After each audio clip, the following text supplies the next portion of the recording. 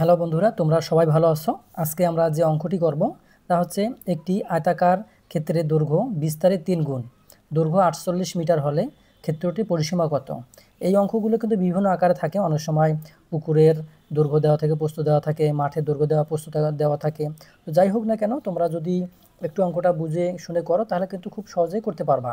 তো যাই হোক, তোমাদের দেখতে হবে যে আয়তাকার জিনিসটা কি বা বর্গাকার এইভাবে কিন্তু বলা থাকতে পারে। তো দেখো, আমরা প্রথমে কি করব, একটা চিত্র নেব এবং এই চিত্রের মাধ্যমে সুন্দরভাবে বোঝানোর চেষ্টা করব। যদিও এই অঙ্কটি করার জন্য তোমরা বেশি সময় পাবা না, তারপরও তোমাদের যদি বুঝতে সুবিধা হয় বা তোমরা যদি বোঝো তাহলে কিন্তু তোমাদের জন্য সহজ। দেখো, এখানে আমি একটা আয়তক্ষেত্র আর্ট করলাম। এখন বলছি কি যে দৈর্ঘ্য বিস্তারে 3 গুণ। বিস্তার কোনটা? এই যে বিস্তার হচ্ছে প্রস্থ। এটা যদি দৈর্ঘ্য ধরো তোমরা, এই যে এটা দৈর্ঘ্য ধরো, এটা তোমাদের দৈর্ঘ্য, আর এটা তো প্রস্থ। প্রস্থ হচ্ছে বিস্তার, ঠিক আছে? এই যে তোমরা ধরলা দৈর্ঘ্য প্রস্থ।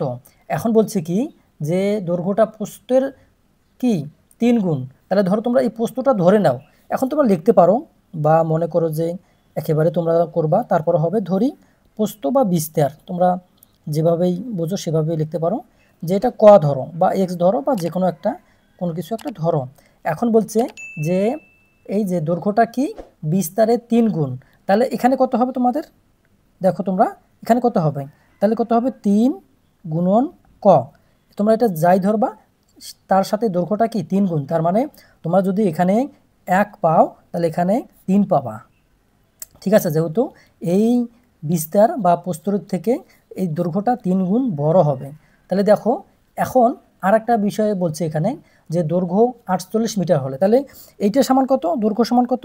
48 মিটার। এটা কিন্তু এখানে দিয়ে দিয়েছে। তাহলে এই যে দেখো, তাহলে তোমরা কি জানো যে দৈর্ঘ্য যেটা সেটাই 3 ক, সেটাই তোমাদের 48 মিটার হয়ে গেল। এখন বলছে যে ক্ষেত্রটির পরিসীমা কত?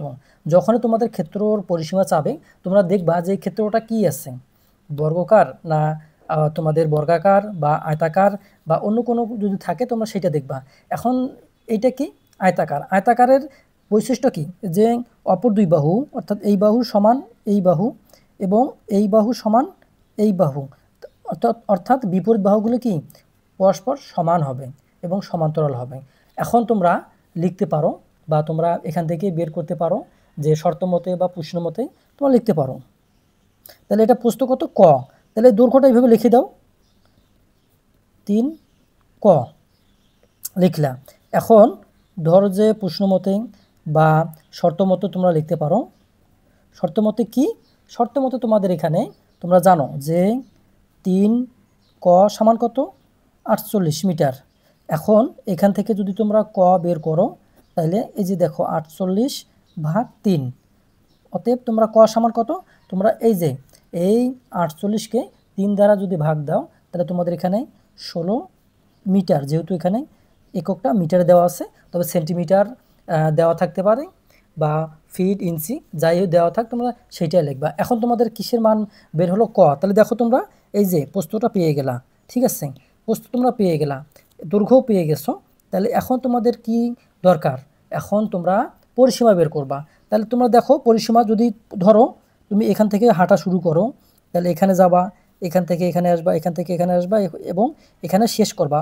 অর্থাৎ মানে পরিসীমা, এই যে পরিসীমাটা চতুর্দিকে তোমাকে ঘুরে আসে, আবার এই জায়গায় থামতে হবে। তাহলে দেখো, তোমরা যদি এইভাবে থামো তাহলে লেখো তোমরা পরিসীমা।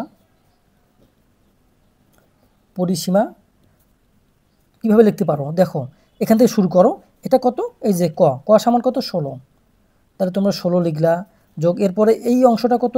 এই যে দেখো 48, 48 লিখলা। আবার এইখান থেকে এই অংশটা দেখো কত আছে? 16, যোগ এখান থেকে এই অংশটা 48।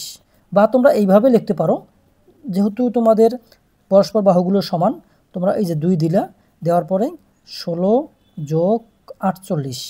তাহলে দেখো, তোমাদের এটা যোগ করলে যা হবে, এখান থেকে যোগ করে এটা 2 দিয়ে গুণ দিলেও সেই মানটাই হবে। তাহলে এটা তোমরা যদি গুণ করো তাহলে তোমাদের কত বের হবে? 128 মিটার। এই যে 128 মিটার, এটা হচ্ছে উত্তর। তোমরা এই ছোটো ছোটো অঙ্কগুলো বিভিন্ন চাকরি পরীক্ষায় অথবা তোমাদের যে বিভিন্ন ধরনের পরীক্ষাগুলো হয়ে থাকে সেগুলো কিন্তু এইভাবে আসতে পারে। তো আজকের মতো এখানে শেষ। তোমরা ভালো থেকো, সুস্থ থাকো। আল্লাহ হাফেজ।